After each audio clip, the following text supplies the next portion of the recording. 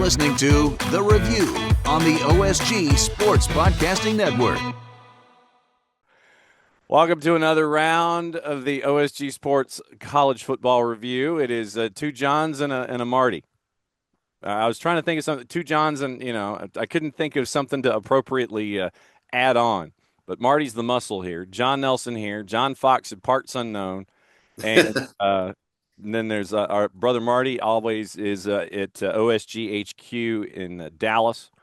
And Sly, being at Parts Unknown, we were kind of concerned about his well-being because as and Sly, availability. Yes, and as Sly is known to do, he travels and he has favorite bands, and he'll travel from one part of the planet to the other to follow along and be a part of their tours.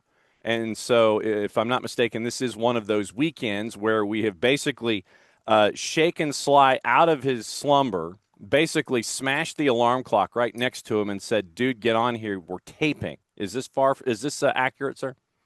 This is accurate. We're in iconic Lake George, New York. Mo headlined the last two nights. There's been very little sleep, and I just have here next to the table evidence of what's being sweated out profusely of my shirt. Utica Club, Tall Boys, Jameson, among other things. Oh, no. Very little sleep to be had, but see if my That's just trend in honor of continues the with better takes on no sleep. So. That's in honor of the game in Ireland last week. Yeah. Yes. Yeah. Sly's pacing himself after what happened in Ireland, and so that means that that John Fox will be the one giving all of the lead opinions, and Marty will come in and clean us all up and clean us all out. So that's how this is going to work this go around. First full week of college football, gentlemen. I will give into opening statements, and as he continues to sweat out all of the partying from the night before, John Fox, I yield to you, sir. You will bat leadoff. Opening statement here this week is what? The Texas-Ohio State game could have been played in the 70s and not been out of place. But 3 yards in a cloud of arch didn't quite get the job done, but entertaining nevertheless to actually see the game played out on the field. Marty, I know that we're going to be spending a decent amount of time batting leadoff with this matchup with TOSU and the Hook'ems. There was a picture that made the rounds pregame or shortly after kickoff about the fashion choices of your head football coach, Ryan Day.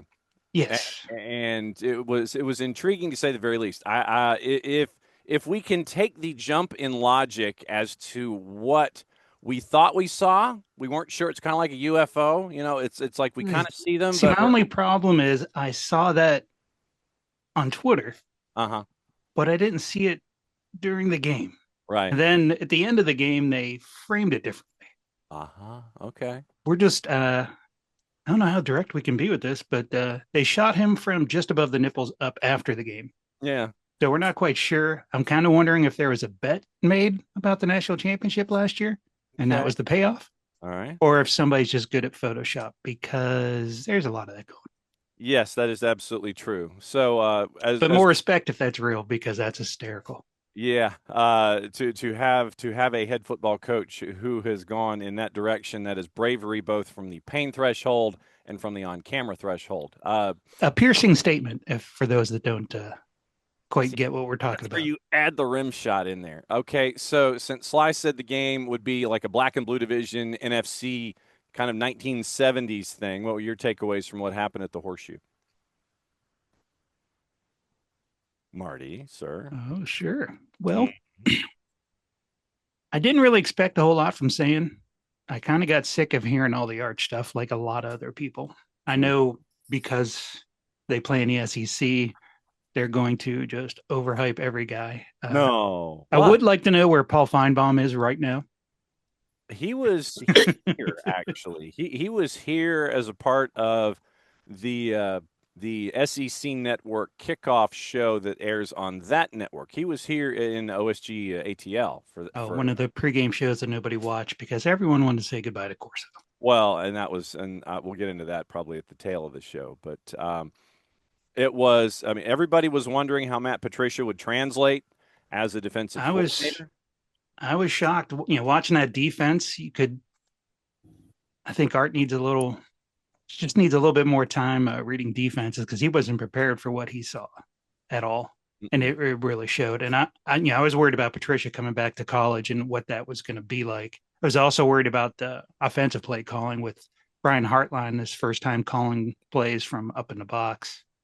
I was kind of surprised he wasn't down with the receivers, to be honest. But They look like they're supposed to look in week one. It was a little clunky on offense, but they got what they needed when it mattered. And apparently Texas didn't learn from last year getting stuffed at the goal line multiple times. The Cotton Bowl wasn't that long ago. And it was just like an instant replay of, oh, okay, you're going to go up the middle again. Okay, see how that works. They graduated all the guys on that defensive line, but they didn't graduate that attitude. They just brought it. And I got to say, I know I'm a homer, but watching that replay of the one touchdown that Texas scored, that looked like it touched the ground to me. But for some reason, they had SEC refs at Ohio State. I don't know how that works. Thanks, Fox. Yeah, big FOX in charge of that one. So Sly Arch goes 17 of 30 for 170 and a touchdown. And at the end of the day, number 3 beats number 1 at the Horseshoe. I guess the mass panic factor in this matchup, obviously, I would imagine that folks in Austin are gripping right now, that the sky is falling and there will be no such correction whatsoever. Doesn't matter if we find the stud in the wall to hold the sky up, it's not going to work. And with Ohio State, obviously, they're going to be climbing. They'll obviously climb to number 2, considering what Penn State did at home to Nevada. So panic factor, obviously, is there in one city, not necessarily the other. I found it curious that when it really mattered, that they down at the goal line that they were running instead of even doing play action for Arch Manning. Running him 3 times inside the 10 out of 4 plays said a lot. I don't know if they were afraid of Matt Patricia's pencil, but at the end of the day, the game was close. I don't think that when things are said and done at the end of the year, it's going to damage Texas too much as long as they don't go off the rails from here. I think Quinn Ewers would have won that game. Yeah.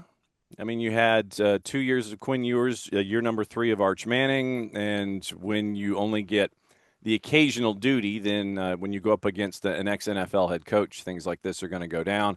And Ohio State just wins a grinder, 14-7. I don't think there's any. Props to both schools for not starting with a cupcake. And I gotta give Nike some credit. They put out a bunch of signs and they did some inflatable no cupcakes ads all around the city of Columbus with inflatable cupcakes with big cleats stepping on them. Yes, I did see those inflatables, and so just make sure that those are removed from Columbus before. Those are in people's garages by now. Well, yeah, just make sure that they're away from the campus as Grambling comes to town next week for a 3:30 kick, as well as the first 3 games at home for Ohio State are 1-0 and Grambling heading to town. Other stuff in the top 25. And this is more of the Saturday stuff than anything else. We talked about Penn State winning by 35. Woo. LSU and Clemson, the Battle of Death Valleys, the Battle of Tigers, and somehow Dabo Swinney, John Fox let Brian Kelly off the hook. And so you have people in Louisiana sitting there and cursing the ground that they're walking on, saying we can't even get any help getting rid of this guy as our head coach. 4th down conversion late, and LSU takes the Duke. Number 9 beats number 4. Yeah, I had this one dead wrong. This game, along with the Tennessee-Syracuse game, really showed me that the size and athleticism of teams in the SEC can't be underestimated, even against a team like Clemson, who can recruit to that level. But especially in the second half, LSU just beat them up. Controlled the whole game, despite what we think of Brian Kelly, that got the job done. And if that quarterback is going to play at the level he can, they've got a shot against about anybody. Garrett Nussmeier, Marty, on the day, 28 of 38 for 230 and 1. Cade Klubnik, who was also a part of the early pre Downtown Athletic Club discussions on the day, 19 to 38 for 230, and a pick for Clemson on the afternoon. He definitely jumped up a spot, not just because the preseason Heisman winner was pretty much laid a goose egg. Mm-hmm. But I can't think of a game that has two less likable coaches. I mean, my wife and I are watching that game, and I'm just looking at her like, I hate both these guys. I like You're LSU. looking, I've worked a bunch of games moment. there. The people, the fans are great. They deserve so much better. And I just hate Dabo. You're looking for that Bane moment where the field just opens up at Heinz Field and everybody just falls through. You had a lot of folks that were looking for mutually assured destruction in that one. LSU needs to bring back that coach from the Waterboy. What, Henry Winkler or Jerry Reed? Blake Miles. Okay. We'll take it back to the opening thing with yes. See, now everything with Marty, we got a theme with Marty early on. That's a throwback. Yes, and so go find your Blake Miles photographs on Getty and find out what Marty is discussing, because we are not going to do an annotated OSG here. We probably should, but there will be annotated OSG posted on Monday. Georgia, no problem. Oregon, no problem. And that gets us to Alabama and Florida State at the newly renovated Doak Campbell Stadium. Capacity decreased to 67,000 and change, just so they could have all of the lovely private boxes up on the top row. And if there is anybody, John Fox, that has the seeming juju and mojo over Alabama, it is Gus Malzahn, who is now just a coordinator at Florida State, with a quarterback that he has a bit of a checkered past with from his time at UCF, Thomas Castellanos. I say Thomas because I covered him at Ware County High School when he won a championship. I'm not quite to the Tommy bit. I'm not quite to TC1. I may get there, but Thomas Castellanos. And I'll start the discussion, Sly, with you. Just opening statement when it comes to Tuscaloosa and losing in Tallahassee.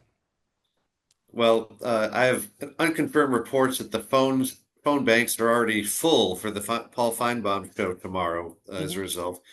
But it was evident to me anyway, after Alabama's first drive, when they showed everything they had, and Florida State came back and were running their actions, that Alabama was not going to be able to stop them. They schematically, it didn't look like they had any answer for what Gus Malzahn was putting out there, even though they should have known what was on the way. And the quarterback called the shot. That was one of my favorite things of the week. And he backed it up, and it was really awesome to watch. And the whole scene, beginning to end, including after the game, great stuff in Tallahassee.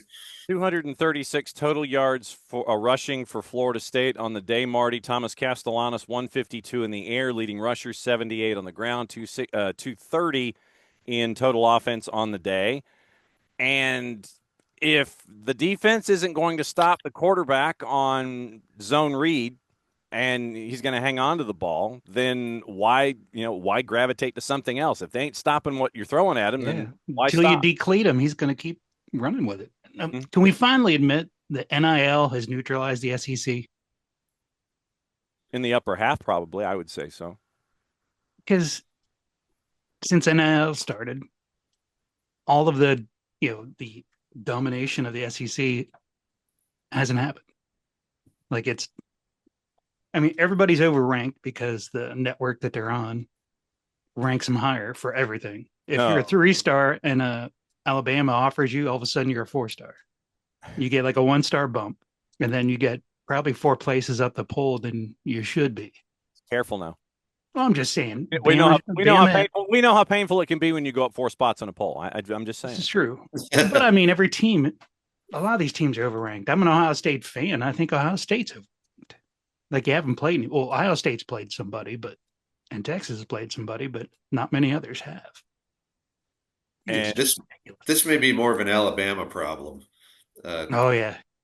And anyone following Nick Saban is going to have a rough go of it. And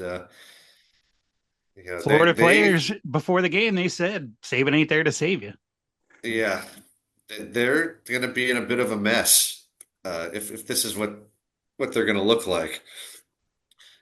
Obviously, it's not going to go over well. No, 4-5 against against the Power Four teams. Last 9 games for Kalen DeBoer, 4 wins, 5 losses in the last 9 against the Power Four conferences. So I imagine, to your earlier point, Sly, that people's hair is going to be on fire, if not already. That if you have your Saturday night wrap-up shows, your Sunday talk shows, and getting you ready for Monday, anything in God's time zone, anywhere close to UAT, is going to be discussing this all day long, all week long, until anything happens to the contrary and there's a win. And then because of the reactionary nature of things, oh my God, we've won. We're the best thing ever. Everything's back to 100% and we're fine.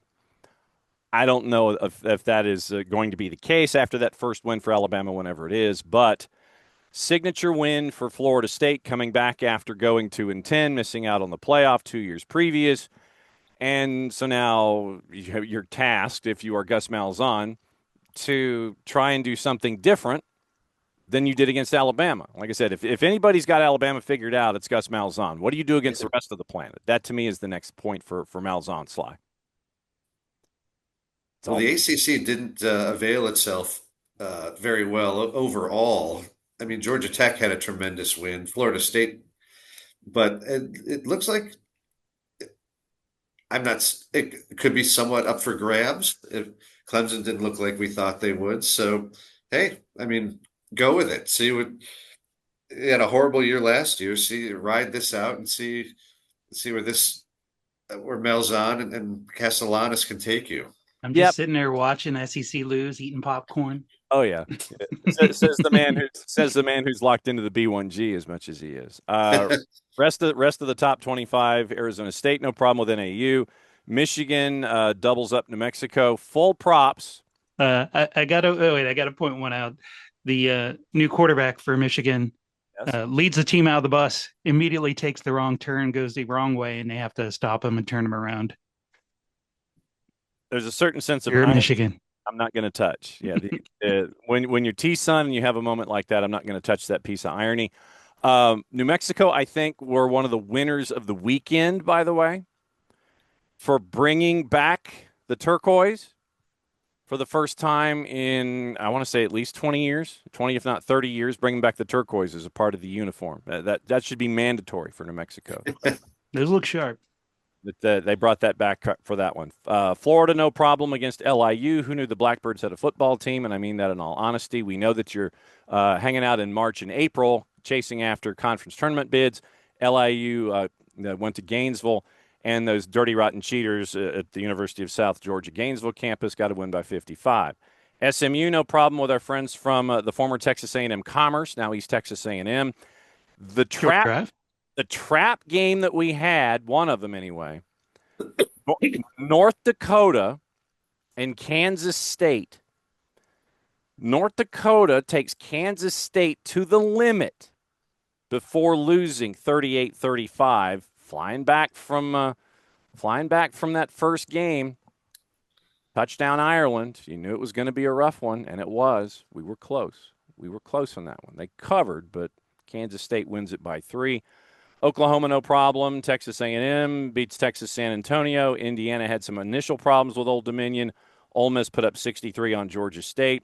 I thought that South Dakota might put up a better fight against Iowa State. They did not.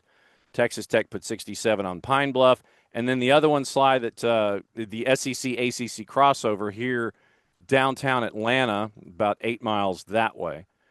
Tennessee, it took Fran Brown a quarter to wake up.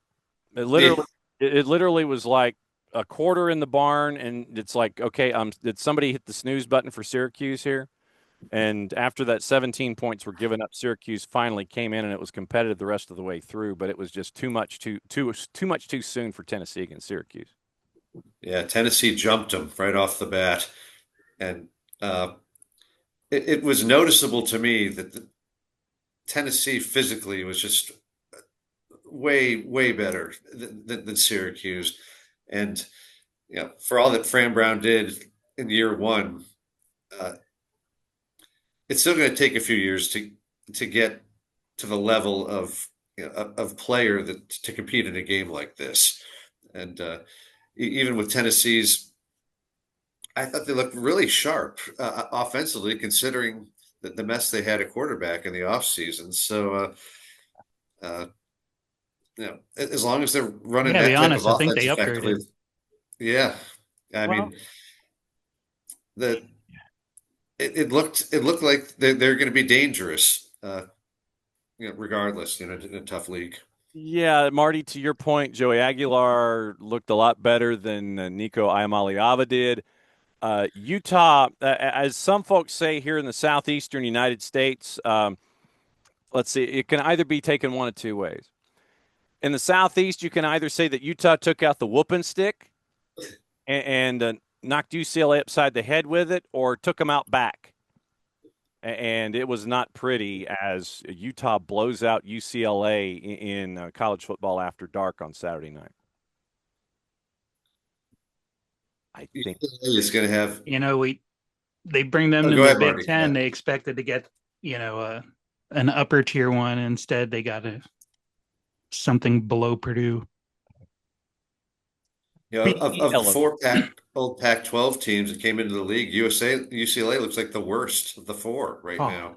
no doubt. And yeah, that they're going to have to do a lot to overcome these other teams in the Big Ten. It's not easy to go up the rungs, especially Bit with all the money being doled out. No doubt. Bit of a teaser for Wednesday. Our first big upset, Tarleton State knocking off Army in overtime. We're going to have the voice of Tarleton State join us on the midweek show, and we're going to discuss what this win means for that program.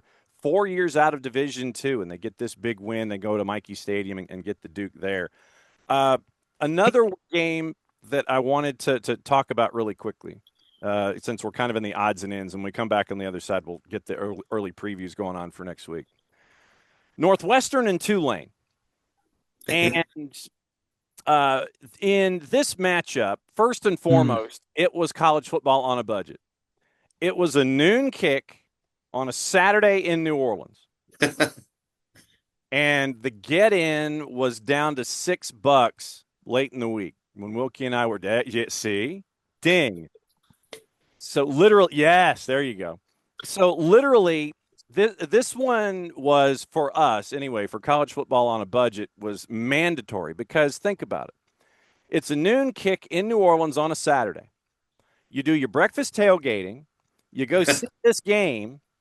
You get your Utica Club and your Hurricanes and everything going on in the parking lot, getting ready at Yeoman. Your Eggs Benedict and your Hurricanes at like 9 a.m. That to me sounds like half a life ago a fantastic tailgate. So you get in, and Tulane takes care of business 23-3. But we also find out that apparently Northwestern put up put up the stop sign and completely and totally told That pissed Tulane me off. no. Reason being, traditionally, this past weekend's the 20th anniversary of Katrina making landfall, and it is a region that is still reeling 20 years later. There's $1 billion worth of work that still has to be done with infrastructure in the state of Louisiana because of damage that happened 20 years ago. And John Sumrall, the head coach at Tulane, asked Northwestern, hey, can we wear our white uniforms, because that was what they were wearing 20 years ago. They had the green helmet. They broke out the green helmet. They wanted to wear the white uniforms. Northwestern said no. Yeah, just no. And that's the point where I knew they were going to lose that game. yes. So Northwestern comes down. They wear their road whites after John Sumrall asks Northwestern, hey, can we wear white? Northwestern says no. And so Northwestern basically gets dominated, Sly, 23-3. And this is where we put that GIF up with Michael Jordan looking at the iPad from the 30 for 30. And then I took it personal. If you don't understand, or if you don't want to understand history behind something and you want to do something to pay it forward, then the rest is on you, and Northwestern gets a lesson taught to them about history and respect and a bunch of different things. John Sumrall's like, you do not disrespect New Orleans ever. And that happened with Northwestern telling Tulane no, and then Tulane whipping them by 20 on a noon kick. Now I'm interested to see if if those white jerseys are going to be cursed for Northwestern. Because now like, I saw some social media. I saw white jersey, white flag memes with them. Yeah. And I want to see how that plays out for the rest of the season. Because I'm sorry, but that's no class. Mm-hmm. I hate to call out college people, but anybody with half a I have no brain, love people for that know Northwestern. nothing about sports would say, yeah, do the right thing. Mm-hmm. Unreal. Go for it, Sly. Yeah, I have no love for Northwestern. That's for sure. I'm surprised that it makes such a mistake. I mean, it week one, the last thing you want is to put up a performance like that. Why give an opponent every reason to to try to put you in the position where to embarrass you, and for an institution that has supposedly high academic standards, Yeah. this was a tremendous gaffe, and I'm loving it. That's the big difference between book smarts and real world smarts. Mm-hmm. And so it was, you wonder if it's a lesson learned. You'll see if it's a lesson learned going forward. I mean, look, I give, and this is the other part of that lesson, like, look, stay at the lakefront. It's a gorgeous stadium. It's a fantastic idea. You don't have to drop $800 million on a new facility just because it's got, like shiny boxes or whatever. You're not going to fill it no matter how many seats you have. So This is what I'm saying. Look, you're on the lakefront right now. It's a gorgeous look, and it could say a lot about your university, but you choose to drop 9 figures to the left of the decimal, and probably with cost overruns, it'll end up being close to 10 figures to the left of the decimal. And I think a lot of folks are sitting there saying that Northwestern deserved what they got when it came to telling Tulane no on the weekend. That'll do it for the A. We'll come back for the B, which is the second block of the show, since B follows A in the alphabet. And we'll do a quick little preview about the week that is coming up when it comes to college football. This is the review on the OSG Sports Network. He's John Fox. He's Brother Marty. I'm just John. One block down, one block to go. Coming up after this.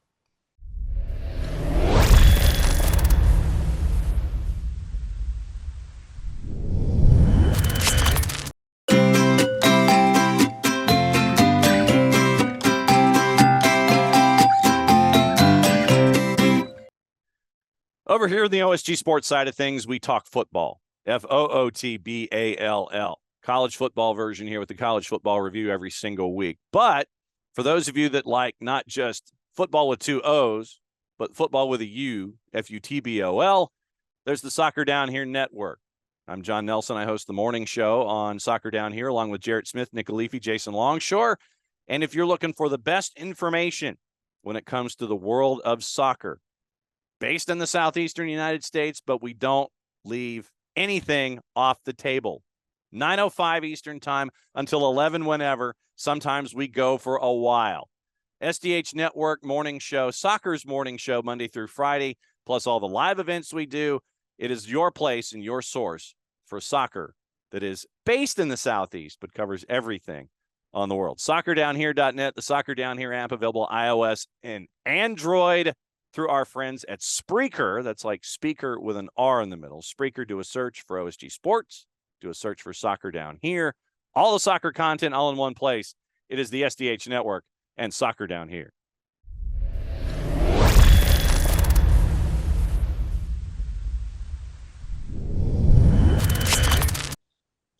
Welcome back to the review, OSG Sports Network's look back at everything that happened this past weekend, and now it's time, as we continue to ish all over Northwestern for the remainder of the season, for what they did down in New Orleans. Time to take a quick peek at week 1, which should be week 2, but since week 0 is one less than week 1, that's the new week 1, and this is just week 1, even though it should be week 2. All right. We're going to kind of combine things here, give an early look at football on a budget, look at some of the matchups that are going to be happening here on the 5th and the 6th. We do have some Friday night football, and it's 2 footballs on a budget. James Madison and Louisville, Northern Illinois and Maryland, both of them are footballs on a budget. To me, those are 2 thumbs downs. I want to see how Northwestern responds to what happened in New Orleans. Western Illinois comes to town. They go lakeside at Martin Stadium on Big Ten Network at 7:30 on Friday night. I'm fairly certain that the rest of humanity outside of Northwestern's universe is rooting for Western Illinois here for the upset, Sly. Well, Western is making their Big Ten tour. We're at Illinois week for their first game at Northwestern. Next game, getting two good paydays and going back to Macomb. But I will never root for Western more than again this particular game against Northwestern. I want to see Northwestern go down in flames after the debacle that happened in New Orleans. ABN, Marty. Anybody but Northwestern. I think Yep. that's our rally cry early this season. Secure the bag, and then I think they secure the win. There. Oh, wow. Look at that. I'm not even going to put the spread in there. I just want them to ride the karma. Just ride in there with karma and take that bag and go. Exactly. Karma is the wave that is green. To Maybe 150 people that travel over there, storm the field, a little section. Be great. Fantastic. Sly, you were looking at Illinois and Duke. Right now, Illinois is a 2.5-point favorite, 49.5. Not quite football on a budget at Wallace Wade, but an early road test for your fighting Illini in apostrophe. Ever since this school came out, this is a game for months and months it's been pointed to. If Illinois is going to be legit as a fringe playoff team, this is one you just have to win. I mean, there's no other way around it. Duke is good. Their defense is good. They have a new quarterback. Menso had a great week one. And if Illinois can somehow find a way to win this game, it'll be a huge relief, and they can sort of settle in and see where the season's meant to take them. Cyhawk, Marty, Iowa and Iowa State. It is at Jack Trice in Ames. And once again, the early juice boxers are just kind of like, yes, screw it, it's a push. So that means that Iowa State's at 2.5, 44.5. Early, interesting test in conference. This seems to be the idea right now for the conferences out of the blocks to get those early season tests. But Cyhawk in week 2. Yeah, rivalry games, everything's out the window. I kind of like Iowa State. Yeah, I'm still. It's just a hunch. There's no logic behind it. No, and nor should there be. When you have a Ferentz going up against Matt Campbell, I understand your logic there. But for some strange reason, Iowa's found their offense. I might take the over at 44.5, considering what we've seen in the past and what we've now seen with Iowa going into Ames against Iowa State. I'll take the over. Probably Iowa State to win. Like I know what the hell I'm talking about, but that's just my guess. This early in the season, we're all guessing. Yeah, really. All right, so Sly, we're going to drift into football on a budget. Yes. This is where we live. And it is not Central Michigan and Pitt. It is not Kent State at Texas Tech. It is yet another noon kick that is fantastic Big East basketball. UConn and Syracuse at the former Carrier Dome until they repair the big AC unit in the back. It's a wireless company now. Great Big East basketball matchup with UConn and Syracuse at noon.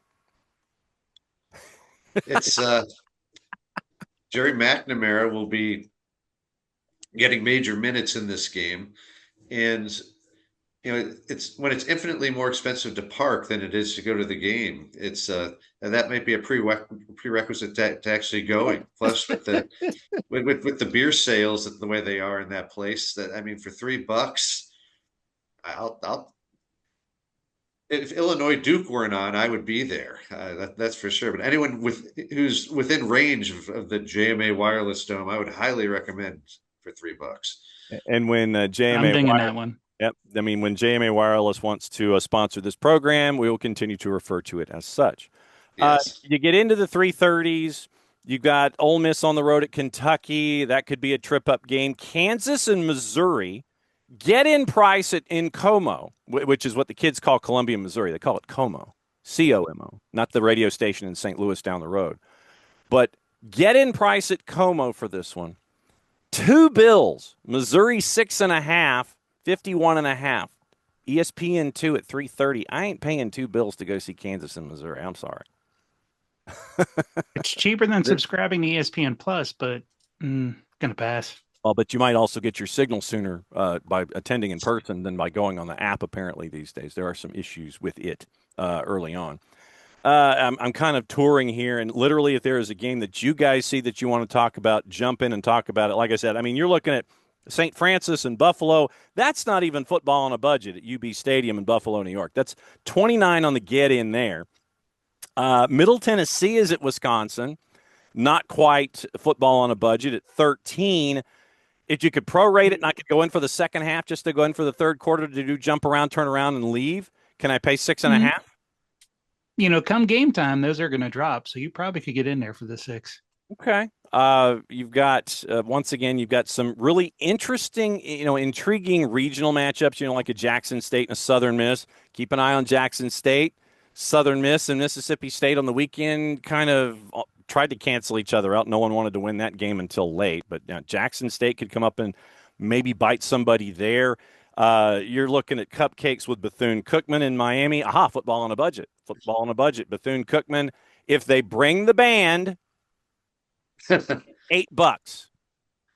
Ding, if they bring the band. I want to know if Bethune-Cookman is bringing the band to take on the University of Coral Gables at I'll give it a conditional ding with the band. If the band is there, yes. North Carolina and Army and Kansas State, that one's in Manhattan. Army's going to be mad after losing to Tarleton. I want to know how they're going to respond to Kansas State. Not football on a budget.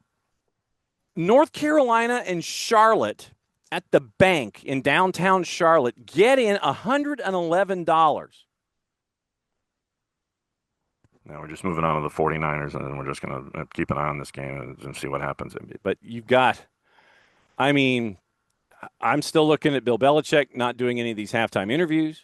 I think it's going to be his son and the coordinator for most of the year. But North Carolina and Charlotte, I scratched my head for $111. I could get a hotel room in Charlotte and watch the game on TV and have a better time partying than dropping $111 to see North Carolina and Charlotte. I'm just saying. Of course, it might be worth it to go to see if his girlfriend has a headset or not. Ah, true. Excellent point. Sly, Michigan and Oklahoma. Nighttime in Norman. And once again, early juice boxers, they're just kind of throwing it on a pile. Oklahoma's at 2.5. Over under at 46.5. I know what Marty thinks about T-Sun on the road in Norman, ranked number 14 as we're talking. Oklahoma ranked number 18. Get in of 290 to see Michigan and Oklahoma in Norman. Early thoughts. This year it's 290? Like, staring right at it. 5 or 10 years ago, maybe. But this year, get in 290 for Michigan, for T-Sun at Oklahoma. So a couple of interconference matchups here that could tell us a lot. First, the Kansas-Missouri game. Missouri doesn't have one of those punishing SEC schedules. If they can somehow get by Kansas, they've got a very interesting layout of the rest of their season. But Kansas, as I've said week after week, Jalen Daniels is really good. I mean, they've got a real chance to have an excellent season, and this game could propel it. Sort of under the radar rivalry game. I think there's a lot to that one. I'll certainly be paying attention, but Michigan, Oklahoma is not nearly as interesting as that one, in my opinion. Teams from the Midwest, traditional Big Ten teams don't travel well out of their little bubble. And I don't know. I'm It's both done. programs. The loser of this game, I think, will have some explaining to do. Loser leave town match? It could be that, yeah. Plus, you could get a hotel room in Norman, I'm sure, and party for a lot less than $290, similar to Charlotte. Yes, no question there. A couple of They do have to subsidize the quarterback at Michigan after the penalties they have. Yes, that is absolutely true. A couple of get-ins. Southern Illinois and Purdue at Ross Aid. Not to be confused with Gatorade or any other kind of aid. Power to them. $6 on the get-in there. Okay, because of the big bass drum. Absolutely. I mean, I could see the big bass drum being worth $6 as long as it's not fractured or anything. Arizona Stadium, late night, 10 o'clock on the plus. Weber State in Arizona, $6 in Tucson, which for some strange reason is one of the most misspelled cities I've ever seen. It's like Tuscan. Everybody wants to go Tuscon. I swear to God, every time I look up, somebody is misspelling Tucson. I don't know why. And then UC Davis at Washington, 11 o'clock kick. East Coast time, $8 get in Husky Stadium so you could be a part of the Husky Navy, see it and come in for an early season game. UC Davis and Washington get in for 8. The late night game listed at 11:59 Eastern time, and we know why that is. 11:59 Eastern time. At Clarence T.C. Ching, Hawaii has yet another home game. They are hosting the Bearcats with a K out of Sam Houston State. Get in price $37 on the Big Island to go to the Erector set at Clarence T.C. Ching and see Sam Houston take on Hawaii. Now the adjusted price makes that on a budget. Mm-hmm. True. So I'm going to ding that one just because it's a fun little stadium. Okay, yeah. See, and that's the thing. It's a great atmosphere and a fun stadium. And do not miss their entrance to the stadium. No, Amazing. no, because it is. Look, if you dig the haka when you're watching the All Blacks when they are taking on the Planet in rugby, you get the same thing coming out for the intro for the rainbows With fire though. I mean. So you get this for the pageantry, the adjusted price, the Big Island, and it's Bearcats with a K taking on Hawaii. $37. Make a week out of it. Maybe start your week or end your week one week. Maybe if you leave right now. Hit that lottery and make a life out of it. See? Then you just fly over to the Big Island, $37, and it's all taken care of there. Let me put a bow on this week. Sly, any last thoughts coming out of this week and heading into week 1/2/ not week 0 anymore? Well, just that this week's programming is going to be entertaining across the board, particularly because of Alabama, and I'm looking forward to my commute to Syracuse a couple of days to have the Feinbaum show on and make the throughway palatable. Afternoon drive in the southeastern United States, Marty. Last thoughts on the weekend from you? I just find it interesting that Michigan didn't say they didn't cheat. They just say the penalties were too harsh. And that's all I need to say. I'm not saying we didn't. We're not saying we did, but that number's just a bit too big for us. So that's hey, props to them for having the highest paid quarterback in the state, regardless of league. See, I mean, when folks see a commodity that they want to chase after, they're going to chase after it. That is another go round of the review here on the OSG Sports Network. He's Brother Marty. He's Brother Sly. He's still trying to sweat out the weekend, or maybe it's hair of the dog that fixes it. I don't know. Reapply. I mean, in about 5 minutes, that's what's going to happen. Get that beer in the right hand and the Jameson in the left. Oh wow, that's just man.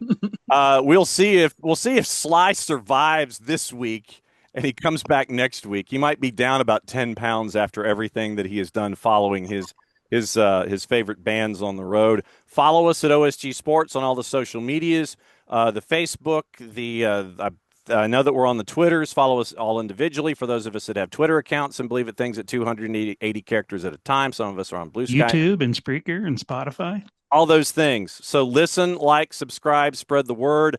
That's another go round of the review. Thanks for hanging out with us here on the OSG Sports Network. We'll be back at you in the midweek with the X. Tarleton State gets to visit, and we get to find out what it meant for them to get the big win at Mikey Stadium on the weekend. Play it safe, everybody. Enjoy your games. We'll catch up with you midweek. Please like and subscribe.